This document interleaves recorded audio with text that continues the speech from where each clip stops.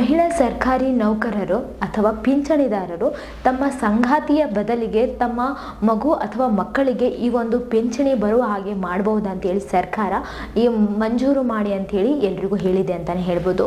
ಪಿಂಚಣಿ ಯಾರ್ಯಾರು ಪಡೆಯುತ್ತಿದ್ದಾರೋ ಅವರು ಸಂಗಾತಿಯ ಬದಲಿಗೆ ಮಕ್ಕಳಿಗೆ ಕೊಡುವಂಥ ಒಂದು ಅವಕಾಶವನ್ನು ಕಲ್ಪಿಸಲಾಗಿದೆ. ಪಿಂಚಣಿ ನಿಯಮಗಳು 2021ಗೆ ತಿದ್ದುಪಡಿಯಾದಂತಹ ಈ ಒಂದು ವಿಚಾರವನ್ನು ಮಂಗಳವಾರ ಅಂದರೆ ಪಿಂಚಣಿಯ ಕಲ್ಯಾಣಕ್ಕೋಸ್ಕರ ಮಂಗಳವಾರದಂದು ಪರಿಚಯಿಸಿದೆ ಸರ್ಕಾರ.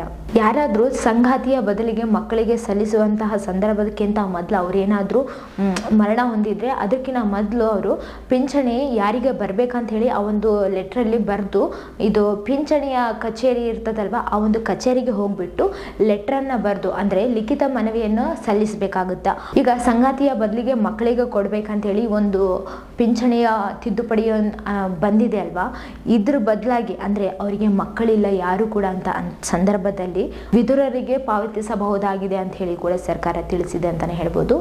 ಮತ್ತೆ ಈಗ ಇದಕ್ಕಿಂತ ಮೊದಲು ಎಷ್ಟೋ ದಿನಗಳ ಹಿಂದೆ ಅಂದರೆ ಹಿಂದಿನ ಕಾಲದಲ್ಲಿ ಕೂಡ ಎಲ್ಲರೂ ಕೂಡ ಪಿಂಚಣಿ ಸಂಗಾತಿಗೆ ಬರಬೇಕು ಅಂತ ಹೇಳಿ ಮೊದಲಿಂದ ಕೂಡ ಇತ್ತು.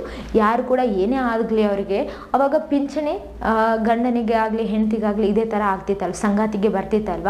ಆದರೆ ಇವಾಗ ಅದು ಒಂದು ತಿದ್ದುಪಡಿಯನ್ನು ಚೇಂಜ್ ಮಾಡಲಾಗಿದೆ ಅಂತಲೇ ಹೇಳ್ಬೋದು.